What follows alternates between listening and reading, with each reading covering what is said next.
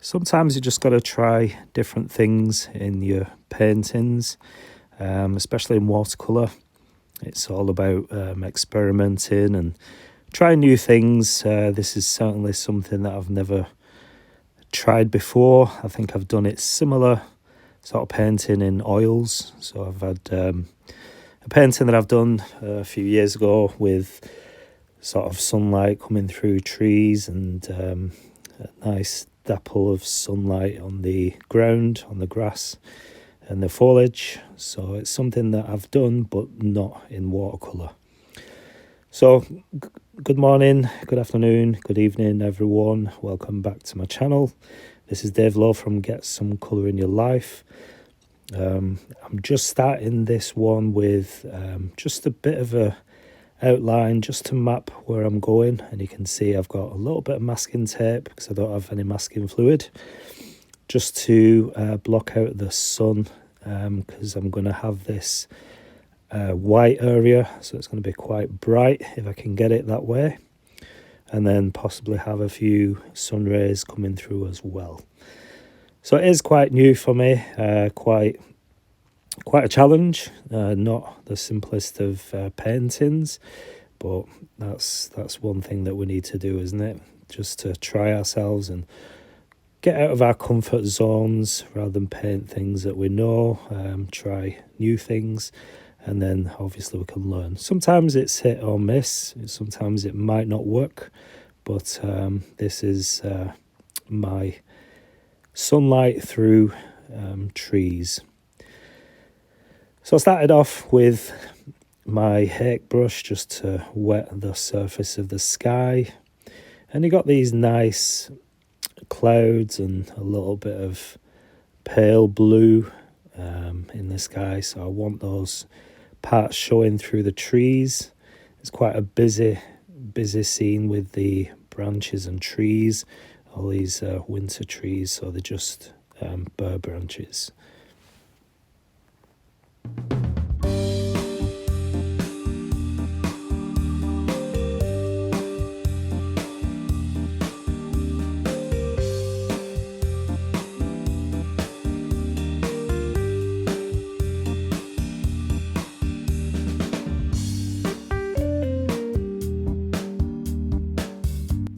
It's quite important to leave this sun area unpainted, and you'll see why as I progress through this one. And the reason why I'm painting everything first before the trees is because I want this background already painted, and the trees are going to be quite dark, so that'll cover most of it anyway.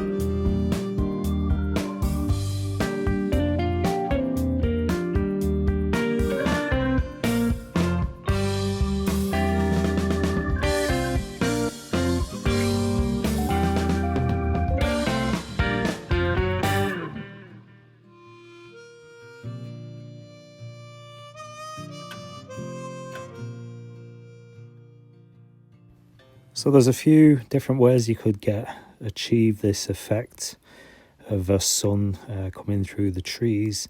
You could either leave the area unpainted, a circle, or you can use masking fluid, or like I've done, a bit of masking tape. Just cut a circle and stick that down, just so that you can paint around the area and sometimes it's nice. The darker you get the area surrounding, the more you'll get that sort of bright shining light. So this is the background I've painted in, and that was from the reference is a perfect straight horizon line, quite flat. This is just near where I live. Took a walk and did some footage, as you've seen. So quite a nice day, quite cold, but yeah, the sun was shining. And then there's lots of these grasses and foliage on the ground, looking through the trees.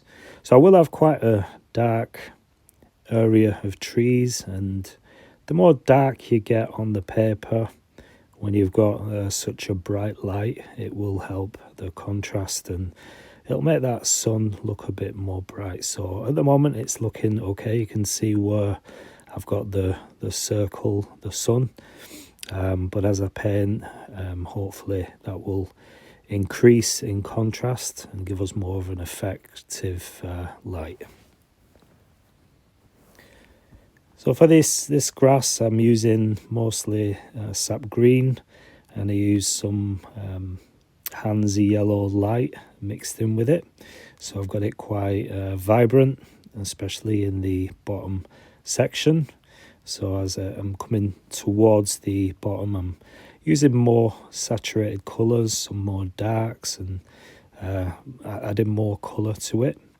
And then obviously in the distance, you want to go quite muted, and this is done with cerulean blue, which I use for the sky, and then just a few different colours. I'm not sure which colours I use, but you can use any sort of browns or a little bit of red to get that sort of purpley colour.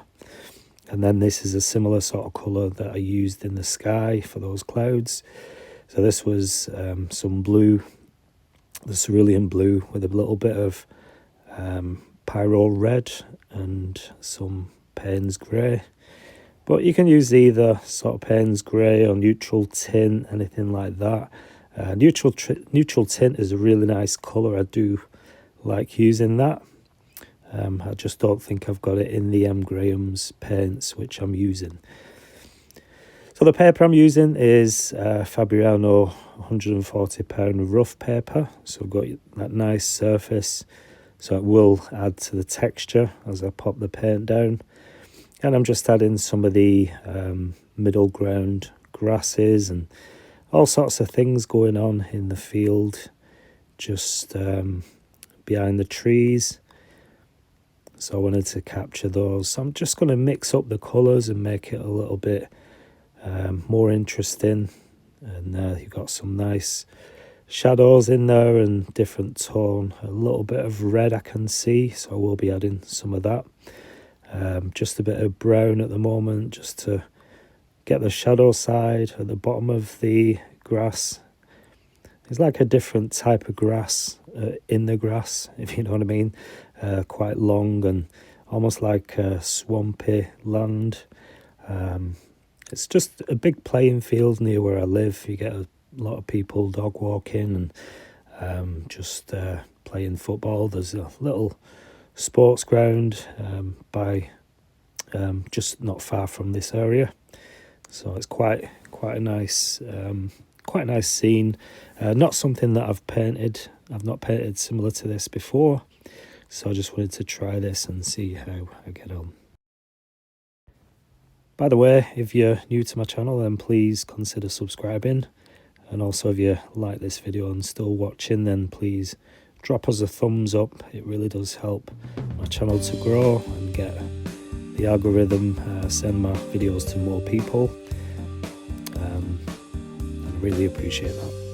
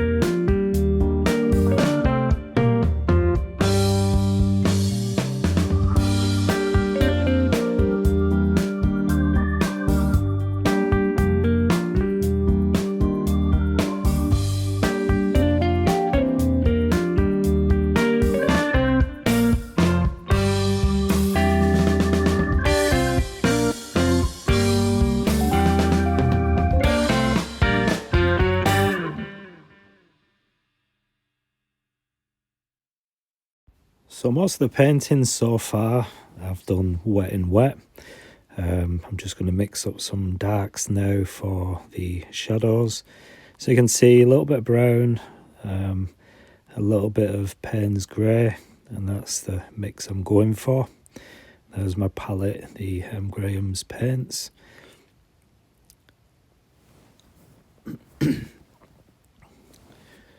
So this is going to be serving as the shadows in the foliage, in the grasses, just to add a little bit more depth into this foreground, and it also gives the foreground a little bit of form. So I'm just going to flick up with my brush, not the smallest brush, but I want to try and do most of the painting with quite a generous brush, which will hold plenty of pigment. And then I can always use smaller, thinner brushes as I come to the details and the smaller branches in the tree. I've already got the tree started on the right hand side, and that's going to be covering a lot of this foreground anyway. So let me know what you think if you're still watching. I do appreciate if you're still watching up until now. One of the things that I'm trying to do is just increase the watch time on the videos. So I'm just trying to make more of an interesting video. Let me know what you think if you've been following my channel for a while. Hopefully you can see that I've tried to improve. I think I have, but it'd be nice if you made a comment and let me know how you think I'm improving. It's something that I've been focusing on, especially now I'm not working currently, so I'm just trying to put a little bit more time, a little bit more effort into my videos, and I'm hoping that shows as well. But let me know what you think.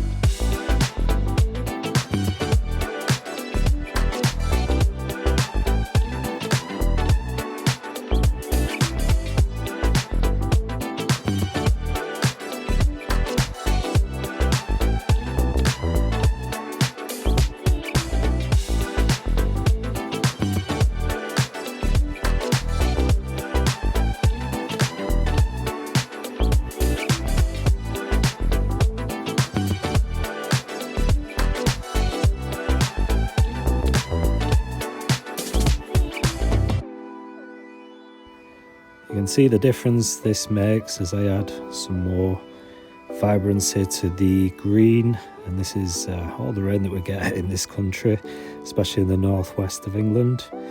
But I'm just using its more richer colour of the Hansa yellow light and sap green mixed together. So I wanted this to reflect the vibrant green that's in the reference that I took while out walking. So it's quite nice, it's quite done now, the sort of foreground area. I don't know whether I'm going to adjust any more of this, maybe just flick up a few of the longer grasses in the middle, inject a little bit of red into that as well. Just keep things interesting. I'm not copying the photo reference exactly. I want to put my sort of twist on it and make it sort of more interesting. You could always add things or take things out. The sun in this scene is a little bit lower than on the reference, but I'm happily going with that. And then, like I said, adding a little bit of red to this mid-ground grasses. There is a little bit of colour in there as well on the reference, so I'm just using that reference and getting some more colour in there to give it more interest.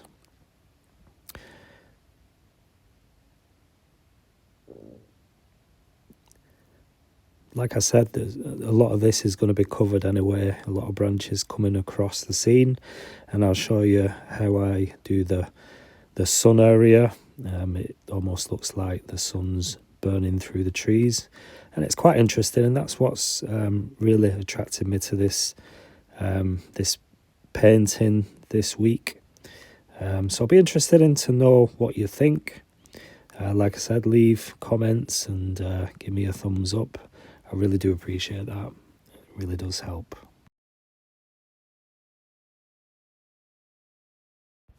So I'm using quite a dark mix now. I want some really nice contrast in this painting. So I'm using a lot of my Payne's grey and a little bit of brown as well. I think it's a Van Dyke brown, I'm not sure. But you could use any sort of brown, or like I said before, even sepia. That's a nice colour, or neutral tint if you have any of that. It makes quite a nice dark. Or you can mix your own, of course, using blues, reds, browns, anything like that, just to get the darker tones on. So this is quite a good part, quite important if you want to keep that sun quite bright and burning through the trees. Then as you approach the sun area, you can see the circle still, and I've had to exaggerate just around the sun so that it contrasts even more. But you notice as I'm painting the branches and it gets to the sun, I'm just stopping, because on the reference it just stops and all you can see is this bright light. So that's why I say it looks like it's burning through the trees. So you've got this sort of void, really bright void, and I will be attempting to pull some sun rays as well, just to give it more effect. And I think I probably could have done it a little bit better, but let me know what you think. It's quite an interesting scene, and I do like the way it's looking so far. But as I add more darks and more contrasts, then it will help the light areas. It's one of my favourite parts of the painting, when you get to, because it's a transparent medium, you want to start with the lights, and then normally working from the back to the front, or the distance to the foreground. You want to start off quite pale, quite in the distance, quite muted, and then as you come forward you want to add more colour, add more pigment, and just get those contrasting darks in as well, which I'm doing with the trees and the branches. So I'm just trying to lighten the colour now, just add a little bit of, I think it's, I've added a bit of yellow ochre, just so that there's a little bit of colour as you get close to the sun before the branches stop. You want a bit of lighter colour and a little bit of maybe lighter colour in there anyway. So without the black, just add a little bit of whatever colour you want, just a bit lighter, and just change the tone so that it really does look like the light's coming through. And there you can see, hopefully I'm getting that right. It's quite quite a bit dark. I need to take some of that out, some of that colour. But it's just adding more of adding the sun, giving it a bit more brightness, and you can see going against the branches, so it's quite nice. So I'm just going to work on that and try and improve.